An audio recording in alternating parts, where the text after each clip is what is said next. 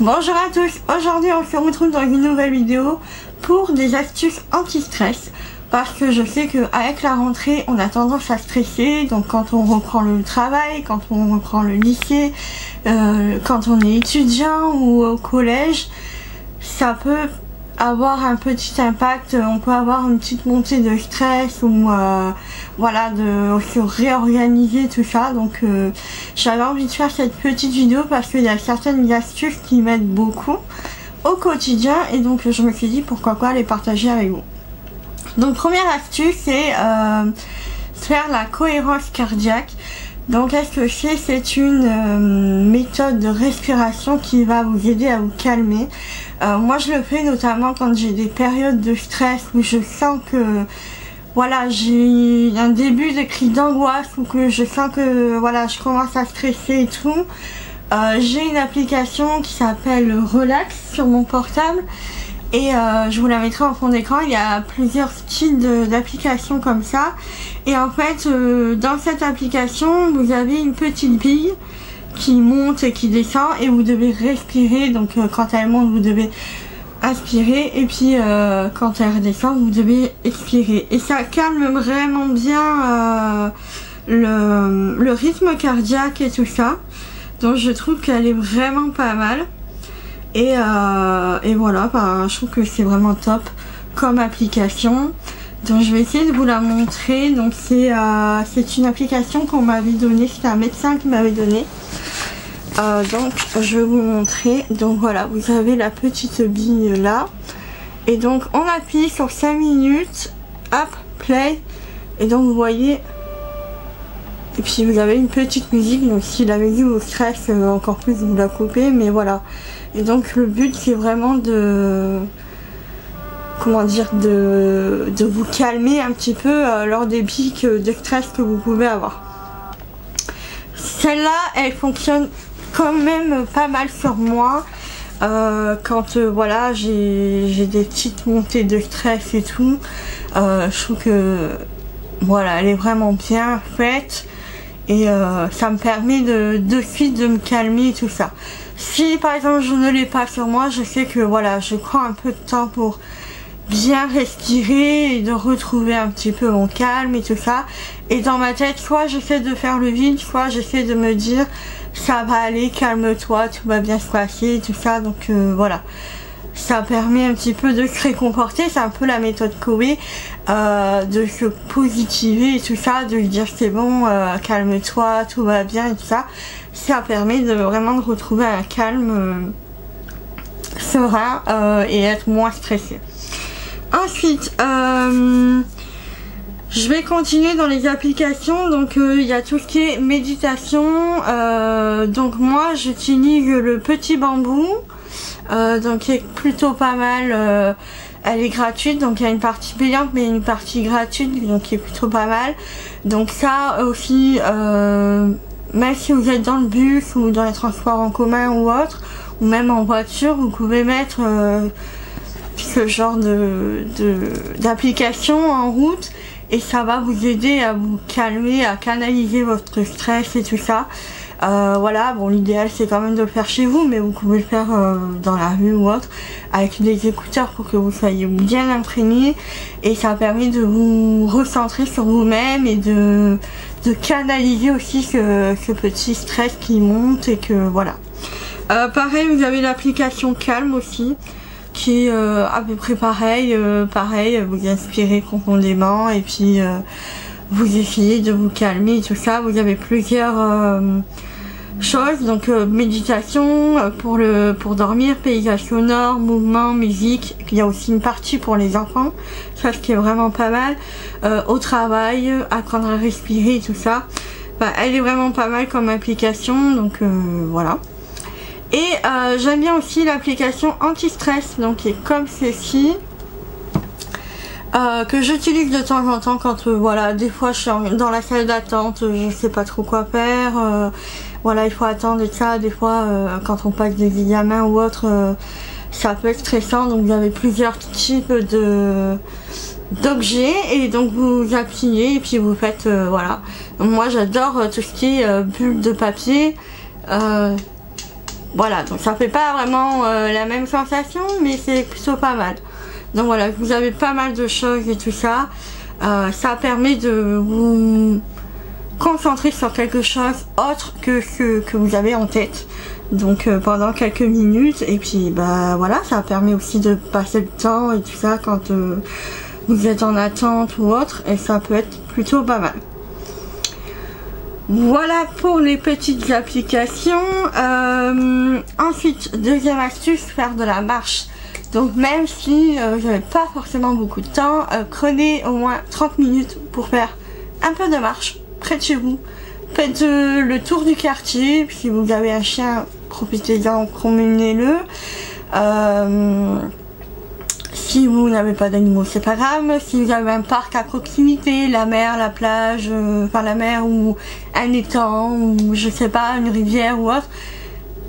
Voilà, prenez le temps de faire au moins juste 30 minutes, c'est pas beaucoup dans une journée, mais au moins 30 minutes de marche dans la nature ou autre.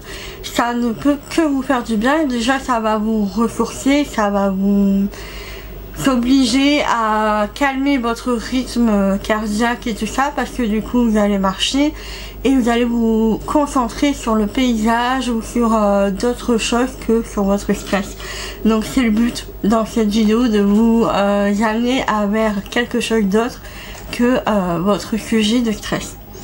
Ensuite, vous pouvez écouter des podcasts, notamment par exemple transport en commun, voiture, voilà, en allant sur le chemin et tout ça du travail ou autre. Ça peut être pas mal, au moins vous vous concentrez aussi sur la voix de la personne, sur les sujets aussi. Donc vous avez divers sujets sur Spotify, Amazon, tout ça, enfin, vous avez plein de trucs, même sur YouTube.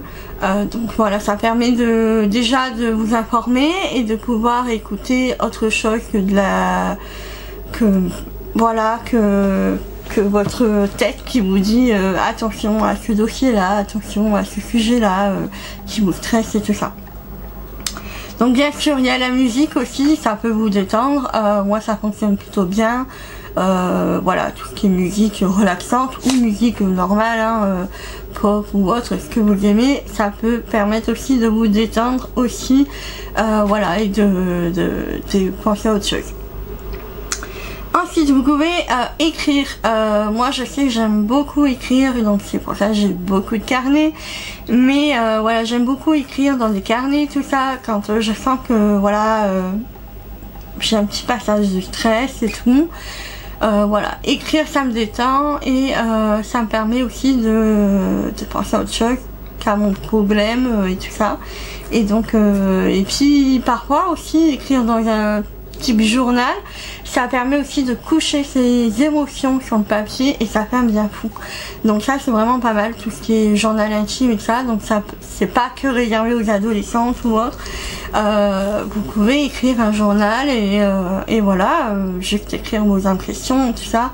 C'est que moi ça m'aide beaucoup quand j'ai des périodes de stress ou de doute ou de voilà, où je me sens pas vraiment au top.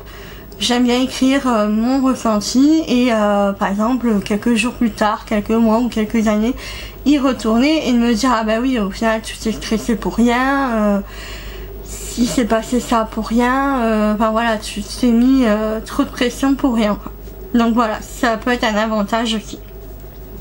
L'art thérapie aussi, donc là j'ai repris un petit peu, j'ai repris des petits cahiers qu'il y avait dans les foires aux livres chez Carrefour. Mais voilà, vous en avez pas mal et tout ça. Dans l'art thérapie, c'est juste colorier. Bon, vous avez plein de sortes de choses qu'on faisait quand on était petit. Mais c'est vrai qu'au final, ça nous détend. Ça nous permet de, voilà, de faire une petite activité créative. Voilà, choisir nos couleurs, ce qu'on veut mettre, tout ça, donc ça peut être sympa. Il y a la peinture aussi qui peut prendre en compte. Moi, j'ai pas encore tenté la peinture, mais voilà, ça peut être sympa aussi. Ensuite, bien sûr, il y a la lecture. Donc la lecture, ça permet de s'évader et tout ça. Moi, j'aime beaucoup la lecture.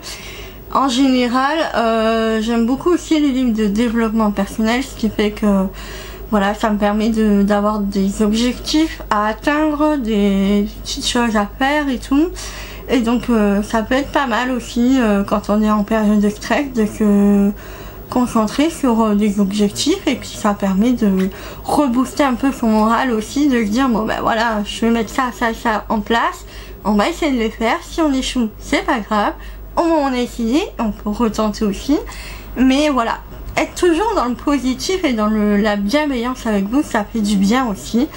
Et je pense que les livres de développement personnel, ça peut vous aider en période de stress. Au moins voilà, ça peut vous donner un but et vous dire bon ben voilà, il se passe ça, ça et ça, je vais mettre des choses en place, no stress, tout va bien, et puis si j'y arrive pas, c'est pas grave, je recommence, je réessaye, tout ça, donc voilà.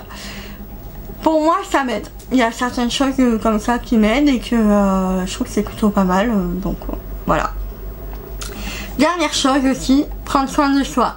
Donc ça fait partie d'une catégorie un peu globale. Vous pouvez mettre, vous faire un peu de sport, détente, relax, comme le yoga. Ça permet aussi de vous relaxer. Alors bien sûr, moi la première séance que j'ai faite de yoga, ça ne m'a pas du tout relaxé, ça m'avait énervé parce que je n'arrivais pas à faire les positions que la personne faisait devant ma télé. Donc voilà, ça m'énervait un peu, mais au final, à la fin, ça m'avait quand même détendu parce que je me suis dit c'est pas grave, avec de l'expérience, à force de faire tous les jours, je vais y arriver, tout ça. Donc c'est plutôt pas mal. Il y a aussi le pilates qui est plutôt bien aussi, ça permet aussi le renforcement musculaire, donc tout en douceur aussi. Donc si vraiment vous n'êtes pas hyper fan de sport et tout, ça peut vous permettre de vous relaxer aussi, tout en faisant un peu de sport. Voilà, ça peut être sympa aussi. Voilà, ou sinon la partie prendre soin de soi, c'est aussi bah voilà, prendre du temps pour soi, pour vous faire un petit masque de beauté, vous faire les ongles, aller chez le coiffeur, je sais pas moi, aller faire une petite séance de shopping, vous avez repéré quelque chose et que bon bah voilà, vous hésitez, vous allez vous autoriser, aller au cinéma, aller au théâtre ou autre. Voilà, vraiment prendre du temps pour soi, c'est primordial quand on est en période de stress, parce que du coup ça va vous faire du bien et ça va vous aider, comme je le dis depuis le début de la vidéo, à vous recentrer sur vous et donc à moins stresser et à faire diminuer votre rythme cardiaque et tout ça, et du coup à faire baisser le stress tout doucement. Donc voilà, je sais que là on arrive à une période voilà, assez stressante et tout ça. Moi-même je suis dans une période un peu stressante et donc je sais que voilà, j'essaie d'appliquer ces petites astuces, à me dire voilà, calme-toi. Comme là pour moi, ma petite astuce aussi, c'est de pouvoir faire des vidéos et tout ça, m'occuper de mon blog et tout. Ça m'occupe et en même temps ça me détend, ça me permet de penser à autre chose et tout, et je trouve que voilà, ça marche bien. Donc voilà. Donc j'espère que ces petites astuces vous plairont, vous serviront et vous aideront à moins stresser. Voilà, parce que le stress c'est vraiment pas bon, ça peut créer des maladies à force et tout ça, donc c'est vraiment dans des cas extrêmes hein, bien sûr, mais voilà, dans tous les cas le stress n'est pas bon pour le corps, donc essayez de relaxer, de vous relativiser, parce que certaines situations on se met tout un foin dans la tête et au final pour pas grand chose, donc voilà, essayez de relativiser et tout ça, et donc voilà, ne stressez pas, et donc j'espère que cette vidéo vous aura plu. Je vous fais de gros bisous, je vous retrouve vendredi pour une nouvelle vidéo. Ciao ciao.